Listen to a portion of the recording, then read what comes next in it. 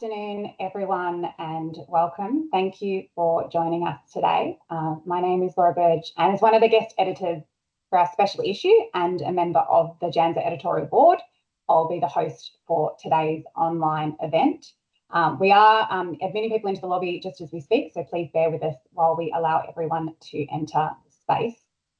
It is great to have so many people in attendance. I know that we are expecting upwards of 250 today, which is fantastic to see. Today's online panel, as you're aware, is the official launch of our special issue on addressing gender-based violence in tertiary institutions. We are joined by an amazing panel of speakers who bring valuable experience and perspective to the discussion today. And I'm also joined by Dr. Frederica Gatto, Rika, who is another of our guest editors for this special issue, who will be facilitating our panel today, and she will introduce our speakers shortly. Before we begin, I would like to acknowledge the traditional custodians of the land on which we gather today. I acknowledge Aboriginal and Torres Strait Islander people and pay respect to elders past, present and emerging. I also acknowledge the Indigenous people of Aotearoa, New Zealand, and recognise their enduring connection to land, culture and community. As this is an online event bringing us together from many places, I invite you to take a moment to reflect on the traditional custodians of the land on which you are also joining us from today. Just a few housekeeping points before we start, because we have a lot to get through in a very short amount of time. The session today is being recorded, and the recording will be available for those who can't make it, but also if you do wish to rewatch at any time. Questions are welcome and very much encouraged. Please do use the Q&A function at the top of the page. We will be monitoring these as they come through, and there will be an opportunity for Rika to submit some of those questions to our panellists, subject to time as well. As you would be aware, today's discussion will involve gender-based violence. We won't be going into any graphic detail, but we do recognise that this topic can be sensitive, so please feel free to take a break at any point if you need to. Before I hand over to Rika, I would just like to briefly share a little bit about JANZSSA and introduce our special issue. As many of you will be aware, JANZSSA stands for the Journal of the Australian and New Zealand Student Services Association. It was established in 1995, and the journal publishes peer review articles, professional papers and opinion pieces primarily for student service practitioners and professionals. What sets JANZSSA apart is that it provides a really distinctive space for practitioners and for researchers to reflect upon and share good practice. Our special issue today launched this week, and I could not be more timely in alignment with the introduction of the Australian National Higher Education Code to prevent and respond to gender-based violence. While the National Code certainly sets a new standard, I do wish to acknowledge that many providers have long had dedicated prevention and response teams and have been developing, implementing and evaluating programs of work for several years, with increasing efforts in recent months to refine, enhance and extend approaches. This special issue, which features 14 articles, showcases examples of such programs, surfaces key considerations and implications for future practice, and highlights lessons to date alongside emerging opportunities for growth and innovation. Each of the authors featured in this special issue explores practices, policies, and programs that directly relate to key aspects of the National Code, including more broadly the challenges associated with compliance. With more time, we would have loved to have featured all of the authors who feature as part of this special issue, but we are very fortunate today to be joined by a small selection. I'd like to now hand over to Rika, who will facilitate our panel and introduce our panellists. Thank you, Laura. It's now my pleasure to guide us through some rapid fire introductions to our wonderful lineup of authors. Each author will have about 2 to 3 minutes in a 3-minute thesis style to give you a taste of their paper and also a sense of the depth and diversity of work brought together in the special issue. Our 3 authors today represent contributions across the 3 genres featured in the issue. We'll start with a professional practice paper grounded in lived experience and informed prevention work in universities. We'll then move on to a peer-reviewed paper examining the regulatory and policy landscape shaping gender-based violence prevention and response. And we'll finish with an opinion piece reflecting on what implementation looks like inside institutions at the intersection of policy, practice and culture. So as I said, each author has about 3 minutes, and I'll give a little wave at 2 minutes and 45 seconds. Let's begin. Our first author is Jane McCartney with her professional paper Towards a Practice Framework for Engaging Lived Experience Student Experts in University Gender-Based Violence Prevention, co-authored with Jennifer O'Connor and Jessica Wilcox.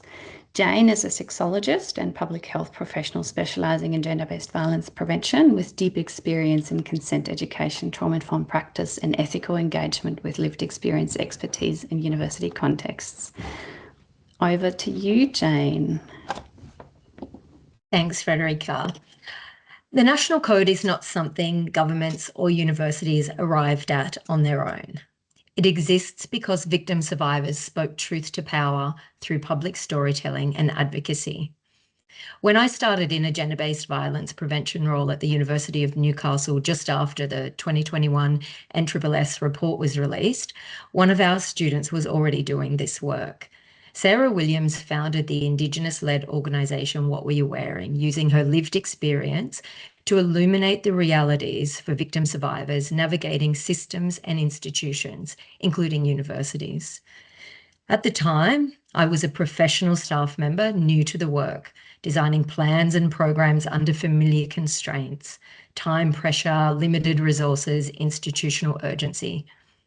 But I was also a survivor myself, and I carried a deeply felt understanding that lived experience offers insight and wisdom that theory, data, and frameworks alone cannot.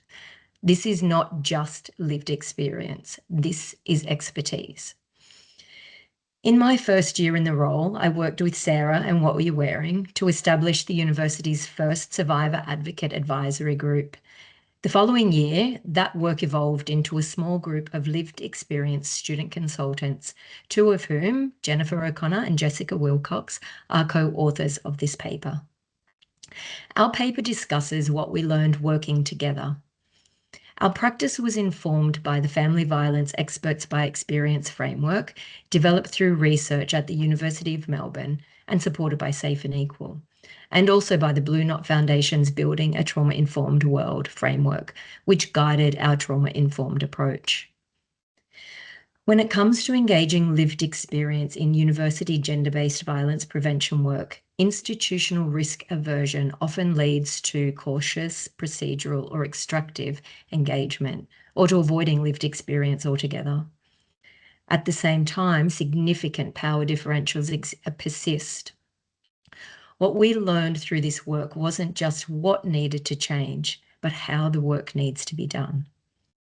This is deeply relational work, and without trauma-informed sustainable structures, the risk is further harm to students, to staff, and to institutions themselves.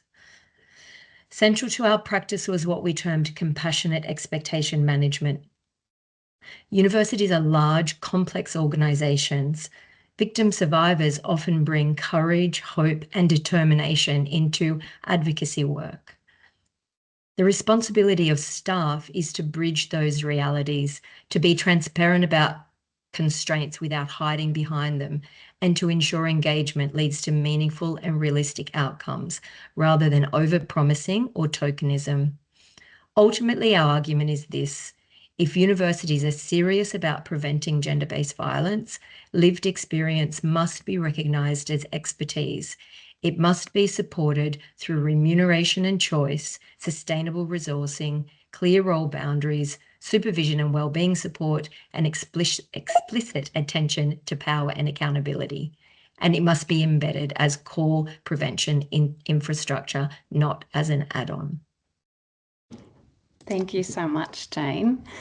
Next up, we have Dr. Natalia Antlak-Saper with her peer-reviewed paper From Policy Gaps to Regulatory Governance, Australia's National Code on Gender-Based Violence and Comparative Perspective. Natalia is an Associate Professor of Law at Monash University, whose socio-legal and empirical research examines how law and policy respond to gendered harms, with a strong focus on access to justice and the lived impact of regulatory frameworks. Natalia, take it away. Thank you so much, and congratulations to the wider team on the launch today. I'm very delighted to be here. So my paper conducts a comparative policy analysis of the Australian National Code alongside regulatory models in Canada, the United Kingdom and the US, examining how each of these jurisdictions has attempted to address the institutional dimensions of gender-based violence in higher education. The analysis assesses how gender-based violence interventions operate not only as legal instruments, but also as tools of normative change within higher education systems. It's not intending to try and rank which of the systems is best, but it's illustrating the choices and trade-offs that are made and how that has significant consequences. It also considers the conditions within which the Australian Code might succeed, or in other words, what does the framework need to be supported with in order to achieve its goals and objectives? The three questions it's looking at is how do legal and policy instruments shape institutional accountability for gender-based violence? How do different jurisdictions balance victim survivor support, procedural fairness and institutional autonomy? And what lessons can be drawn for sustainable and effective regulations? The paper makes the following observations about Australia's National Code: that it marks a departure from self-regulation, instituting now 7 legally enforceable standards. It establishes a federal oversight unit with powers to issue civil penalties, investigate breaches and enforce compliance. It has now centralised enforcement, which is unlike the soft law models in Canada and the UK. It applies across all domains of university operations, so it's holistic in its scope, including hiring and third-party placements. But it also includes a number of controversial elements. So disclosure requirements for past allegations without legal findings raises some natural justice and privacy concerns, which require additional support and frameworks to best implement these. When we look at the comparative insights, we look at Canada's experience, which is to emphasise co-designed institutional policies and public reporting, but it does lack enforceable mandates or a regulatory body like Australia now does. The UK, which focuses on reputational and moral persuasion through the Office of Student Expectations and University UK guidance, but again, it lacks enforcement mechanisms. And it also explores Title IX in the US, which is a highly legalized framework, but it's had fluctuating interpretations based on political leadership. And these shifts between victim survivor protections and due process prioritizations are highly problematic. Australia's code stands out globally for being legally enforceable and approaching a system-wide gender-based violence regulation in higher education. But I suggest that in order for us to achieve the goals, there are conditions that are required for success. We have to include, as we've heard just from Jane, that we need co-designed trauma-informed approaches. We have to avoid over-centralisation or rights infringement, and we have to complement it with cultural change in community education, because we know that preventing gender-based violence in tertiary education requires upstream investment. Thank you. Thank you so much, Natalia. Our final author in this lineup is Joel Radcliffe with his opinion paper, The Prevention Mandate, Aligning Compliance with Transformation to End Gender-Based Violence in Higher Education, co-authored by myself, Hannah Leary and Catherine Proscino. Joel is a prevention practitioner and leader at ANU, where he leads work on institutional implementation across gender-based violence prevention, restorative practices, LGBTIQA+ inclusion and neuroaffirming approaches. Joel, over to you. Thank you so much, Rika. So as usual, I'm here as a primary prevention provocateur, and that's very much the spirit of our paper. And I promise, despite that stupid picture at the beginning there, I'm a serious professional. So I want to start by saying something really clearly. I guess the perspective that we take in the paper is that, you know, a lot of the hope for the code right now probably sits more strongly in the response and intervention space. And honestly, that's a massive triumph. If we can actually move towards survivor-centered processes, trauma-informed systems, clearer accountability, you know, these are things that people in this sector have been fighting for, and survivor advocates have been fighting for such a long time. And I think even if we're still yet to fully understand what the long-term yield of this regulatory framework will be, that shift alone and the political kind of weight that comes behind it is absolutely worth celebrating. But in the spirit of our paper, I also want to talk about it honestly from a primary prevention perspective. And this is very much based on our practice expertise over many years working in these spaces. One of the things that's really struck me over the years is how low prevention literacy still is across the sector. In all of the time I've been doing this work across different institutions and settings, I honestly can't think of a single instance where I've been able to sit down with a senior leader in a local area who felt both genuinely motivated and structurally supported to take a whole of setting approach to primary prevention. Most of them don't even understand what that is, I would say. So, you know, this is not just we should run some training, but we're ready to look at how power works here, how leadership operates, how decisions get made, how culture gets produced, and how all of that might be contributing to harm. So even here at ANU in residential halls, where probably some of our most promising work is happening, what we usually end up with is delivering a kind of information sharing and awareness raising kind of initiative, which matters. I don't want to dismiss that, but at best it's a starting point. It's not the kind of deep institutional work we actually know prevention requires. The other uncomfortable truth, I think, is about evidence. We often talk about prevention as if we already know how it works. We know a lot about what should work, but we actually have very little longitudinal evidence in university settings that shows reductions in violence over time. If we measure anything at all, it's mostly awareness and satisfaction, and at best, attitudes. We don't understand behaviour, we don't understand culture, and we don't understand what works in terms of comprehensive measures to increase safety. And that puts practitioners like us in really tricky position. You know, on the ground, we can see what makes a difference. You know, trust, relationships, slow iterative work, co-design, time, continuity.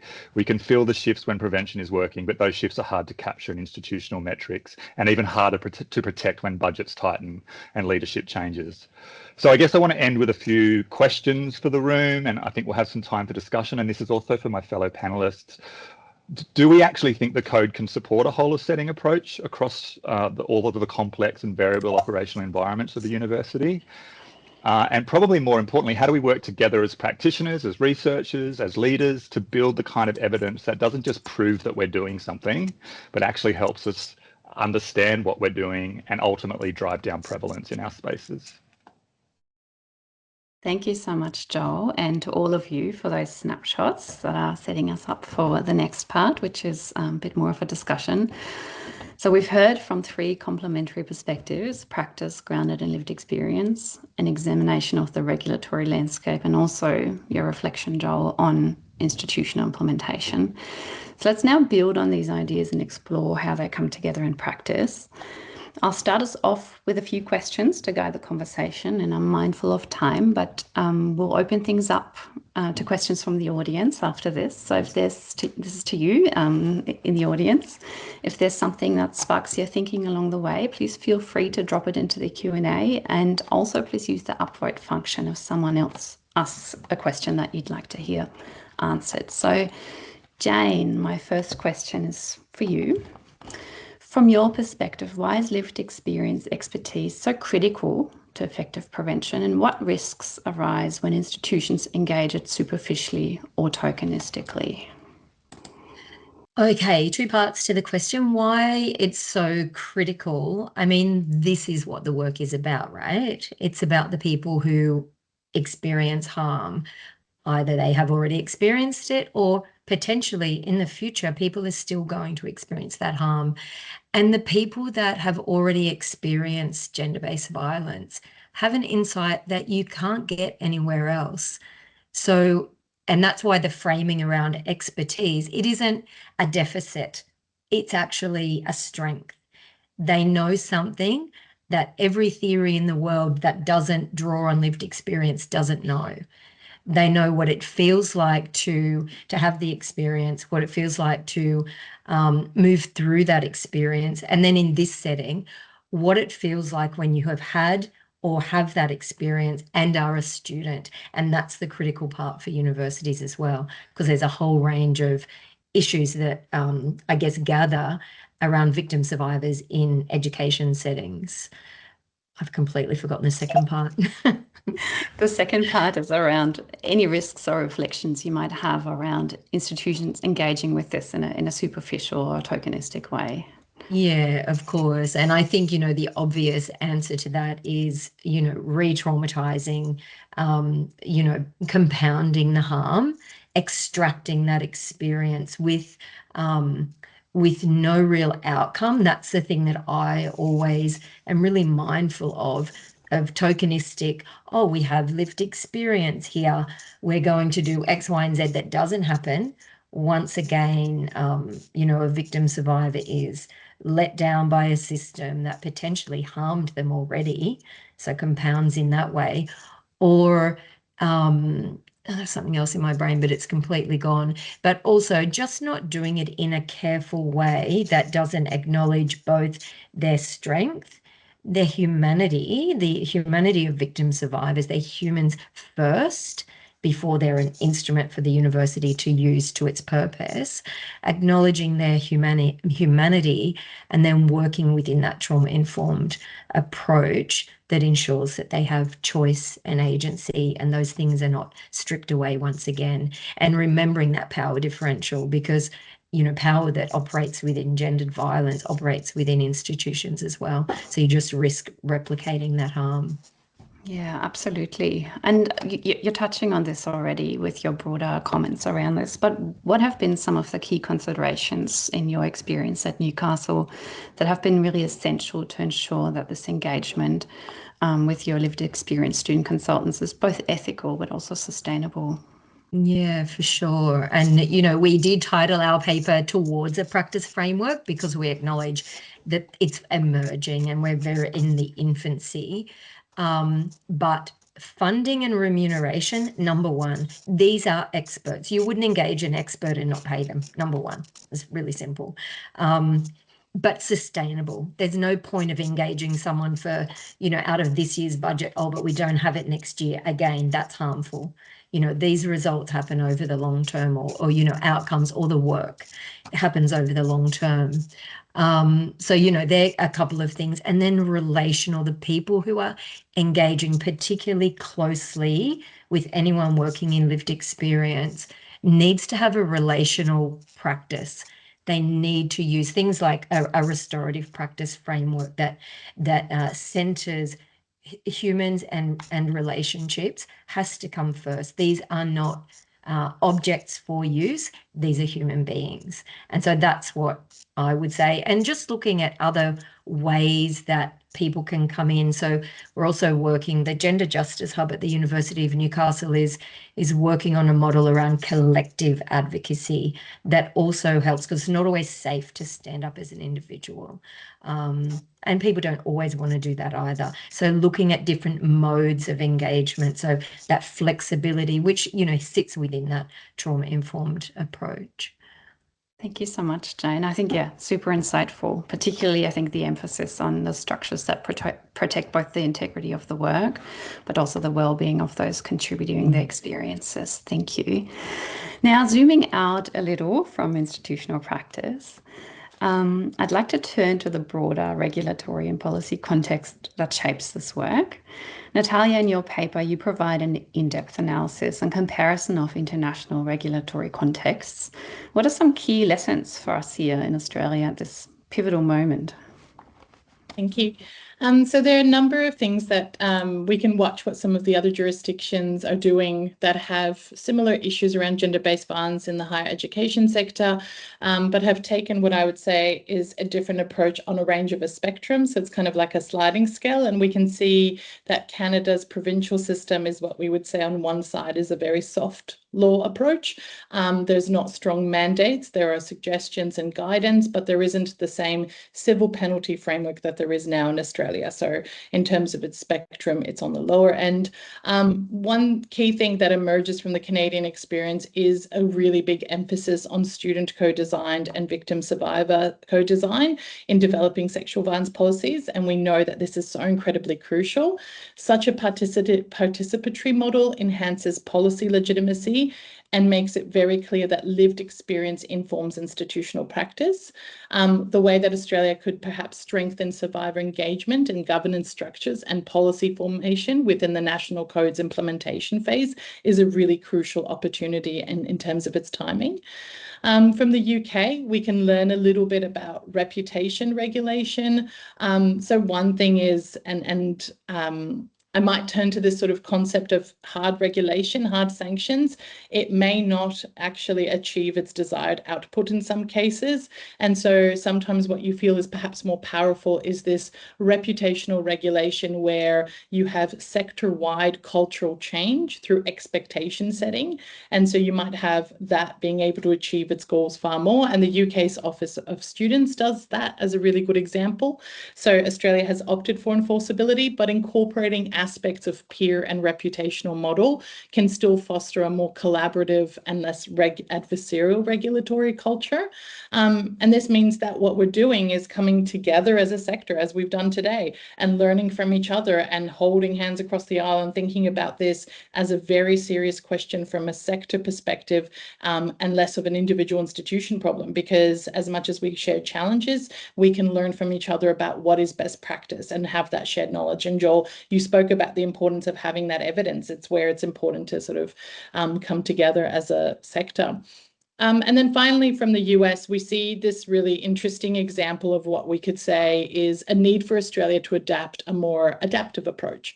And that allows institutions to demonstrate perhaps contextual best practice rather than necessarily enforcing a rigid one-size-fits-all procedure and practice. So the code is not necessarily considering whether there are needs that might be different for regional versus urban higher education providers, what that means in terms of their approaches, what that means in terms of their cultural practices, how are they able to roll these things out. And one of this I'm always conscious of is also making sure that sector comes together for be able to assist those institutions that are less well resourced to do some of this, and how do you make sure that that is able to be appropriately phased out, enrolled, and also enforced. So I think there's a lot of exciting things we can adopt from other jurisdictions and make this the best example that we can. Thank you so much, Natalia. I suppose there's so much in there, but I think it sets us up really clearly in understanding how different regulatory approaches can influence not just compliance, but really culture and practice, and how we should look to that. I suppose I have a follow-up question. What unintended consequences do you think emerge when institutional approaches become really heavily compliance-driven rather than values-driven, from your analysis of the international context? Yeah, thank you.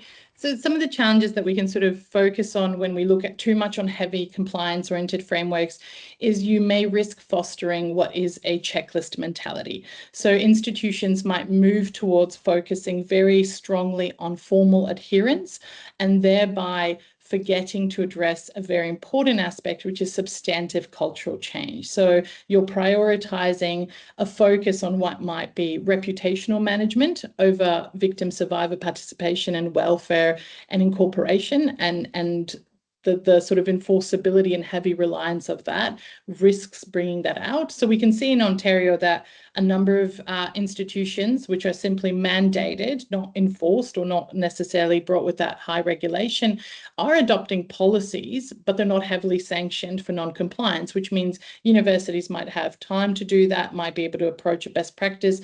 And so not necessarily having that stick at the end is achieving that goal, but they're still implementing that. Now, of course, there are a number of higher providers that aren't necessarily putting out those measures in a meaningful fashion. And so the question is, how do you achieve that through that mechanism? But again, when we look at the positive story, which is so many have implemented without necessarily that concern about having the penalty behind it, you think, well, what's the impetus there? What's the cultural change there that is able to focus on that?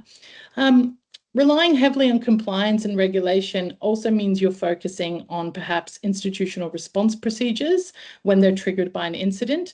And this can again come at a cost of addressing systemic issues that drive gender-based violence. So for example, power inequalities, social attitudes, the risk is that you're focusing on addressing the symptoms without the underlying cause. And again, that's perhaps what the sort of penalties and the code is moving towards, because the concern is about making sure that those response procedures are in place without giving time and appropriate due focus on what the underlying causes are. And of course, that's a broader question for society. It's an investment question for governments as well. And then something that I think is really important is, you know, maybe naively, but I think universities hold a very special and important position within our communities.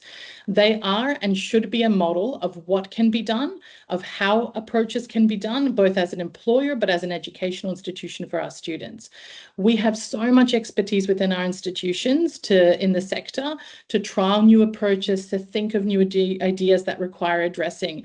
And I'm concerned that centralized enforcement mechanisms like the code can sometimes marginalize that autonomy and that excitement and that generation of new ideas and approaches. So I think overly prescriptive models can inhibit context-sensitive responses.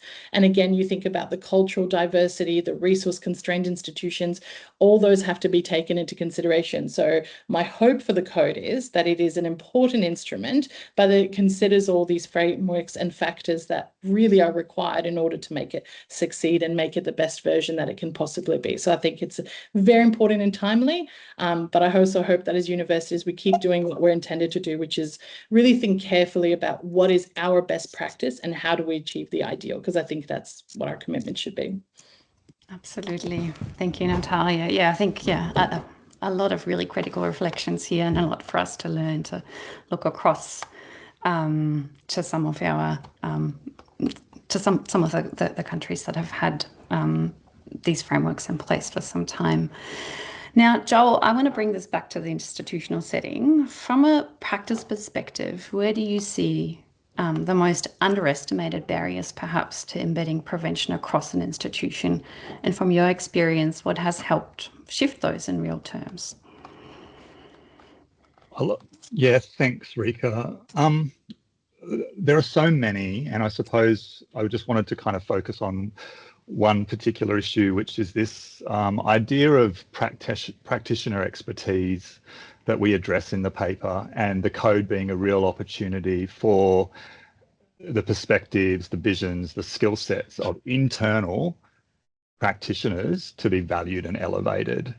I've been leading this team here in ANU for several years. Many of the team have been in the job for several years. Amongst us, we have decades of deep institutional knowledge around gender-based violence on campus, and still we're often not engaged around big decision making about this work, and often external experts are brought in. And I think there's a real risk with the code, and certainly we've seen this in the States with Title IX, where it just spawns this massive external compliance industry. And we're already seeing this happen in Australia.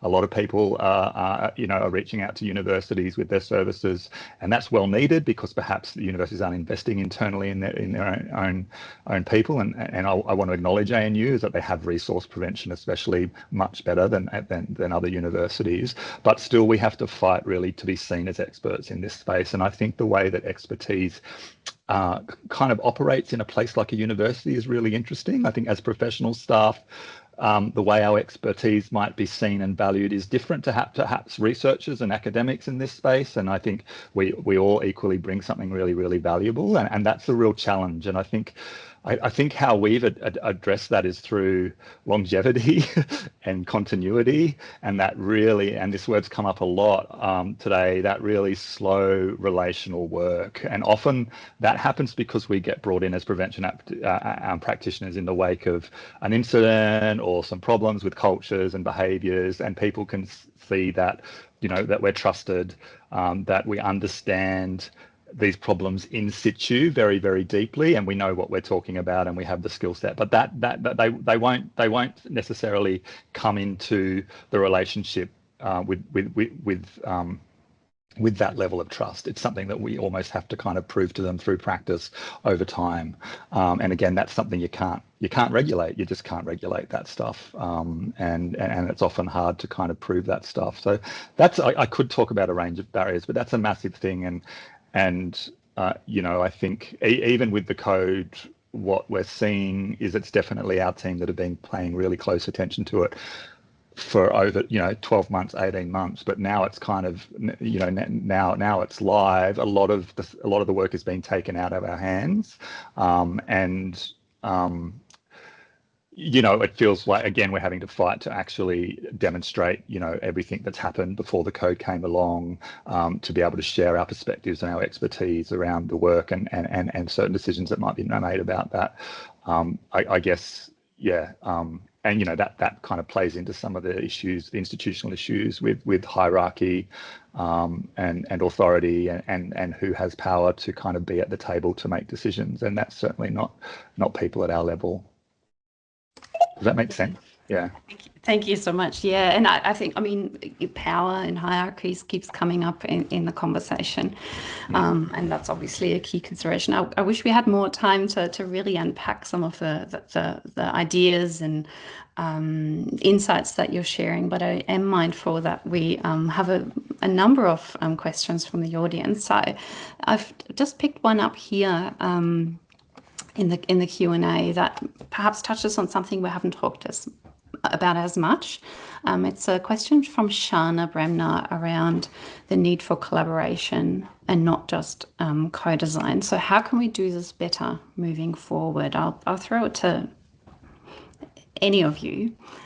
How can we improve approaches to collaboration? I suppose both within our institutions, but also across the sector. Well, look, I can talk for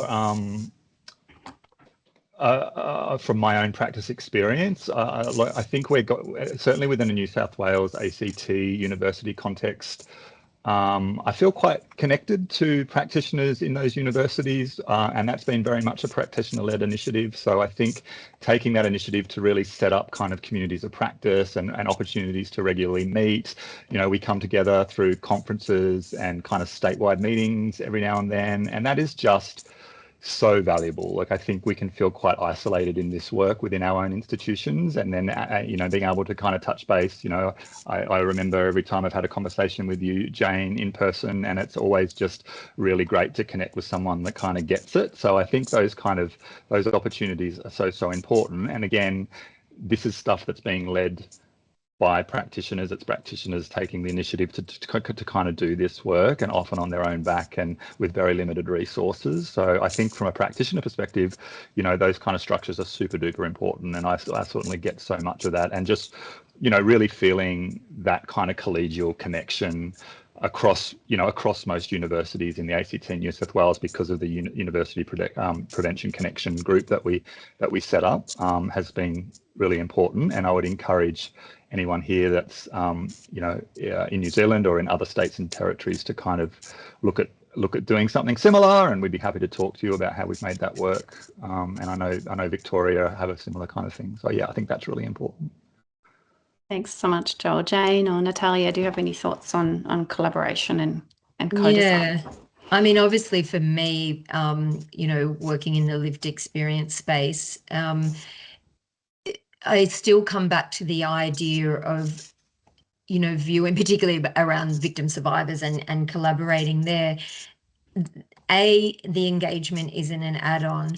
B, they are not an object to be used. As I said earlier, it is about acknowledging that expertise, and also not just as a buzzword. This is expertise, and universities are, well known for reaching out for consultants and people who are specialists in their areas.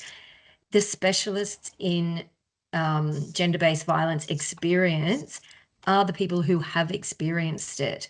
And again, getting away from a deficit model and looking towards the strength of that expertise. And when you frame it like that, I just think then collaboration built around trauma-informed practice can then happen in a way that you would collaborate with, because I do find there can be that real deficit view of victim survivors, or this is hard, this is hard. Yes, it is hard, but if you do the work and do it with integrity and that relational approach, I think you're going to do the work a lot better than adding it on and thinking, oh, we've got to get lived experience here. And I was waffling a little bit, but hopefully that makes sense. Yeah. And apologies, Shana, I didn't realize you were focusing on students. I couldn't actually read the question, but I'll just also share that, look, the thing that's enabled us to collaborate with students most effectively is by making them part of our team, paid staff members. So, you know, we have a team of up to 15 peer educators, and we pay them good casual rates to do that work. And to be honest, you know, from a big picture investment perspective, that costs the university nothing, and the quality of the work that they churn out is just phenomenal. And you know, that's a really big part of it. And we've got so many talented, driven, motivated people with lived experience, you know, who are, you know, falling over themselves to kind of participate in that work, given the right opportunities and given the right support. And I would just add, it's a full mutual benefit. I learn as much working with students alongside as colleagues. They teach me every day how to do the work better. So it's not just a one-way, you know, yeah, we pay them, we get something from them. We gain so much from them beyond simply the work, I think. That's been my experience.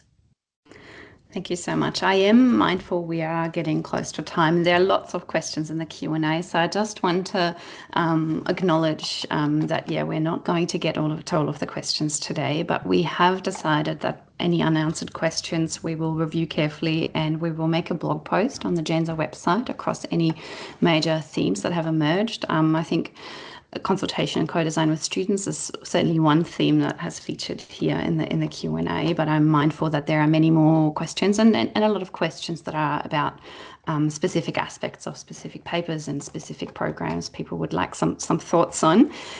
Before I hand over back to Laura, I might just do a quick whip around of any final thoughts before I hand over to Laura to close us out. So perhaps Natalia, starting with you, any final thoughts? Oh, no, look, it's been fantastic to be paired up with Jane and Joel to learn so much from them. I think the most important thing is that, you know, when we talk about this importance for collaboration and co-design, it's so crucial to think about the importance of creating networks and opportunities to have these conversations, because I know that the ones that I'm part of, I learn so much from all the participants that attend and are able to express. And I think, you know, when you realize the goal is the same, to achieve this, you know, important safety and equality for people attending their educational institutions and feeling that connection and feeling, you know, belonging and support and all of those important factors, you think, how can we bring this together in collaboration in terms of standing councils, networks, just bringing that ability from people to achieve this is so important. I'm always, you know, as a criminal lawyer, I'm always a fan of the law, but I don't believe that it achieves what you want it to achieve without the holistic framework that is so crucial that simply supports it. So I think it's a step in the right direction, but I think it's always important to think about how are we going to achieve this, how are we going to implement this, and then how do we work from there. Thanks, Natalia. Any final thoughts, Jane? I have a bit of a mantra. Gender-based violence is a global crisis, and universities are uniquely positioned and have responsibility to make a difference. Beyond compliance, we do it because it's the right thing to do. And I encourage everyone to get their leaders to try to step into that space. It's the right thing to do. It's not just compliance. Thanks, Jane. And lucky last, Joel. Yeah, look, I guess my call out is to those people that might, you know, have some levers to pull. Invest in prevention, value and support your prevention practitioners.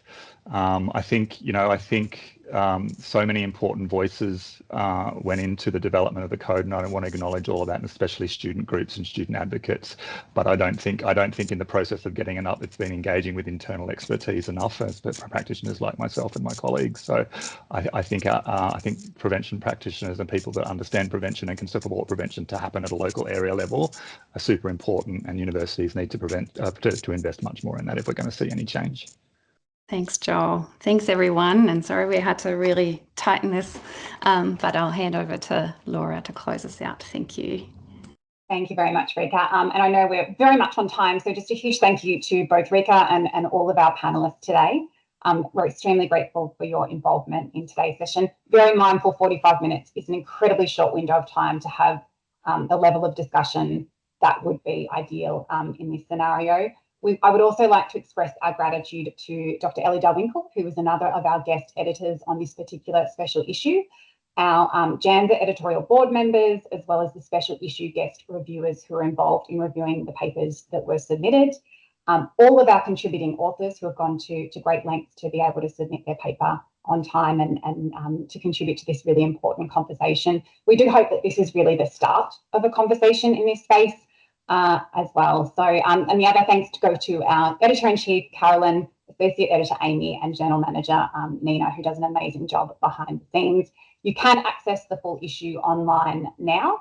A final note and a call out that we do have a number of other opportunities to contribute to JANZSSA over the coming months.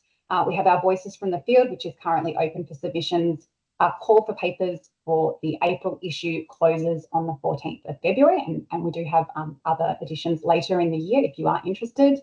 We will also have a call out for the JANZSSA editorial team coming up soon, so please look out for that if that is something that you are interested in, and a variety of author professional development sessions.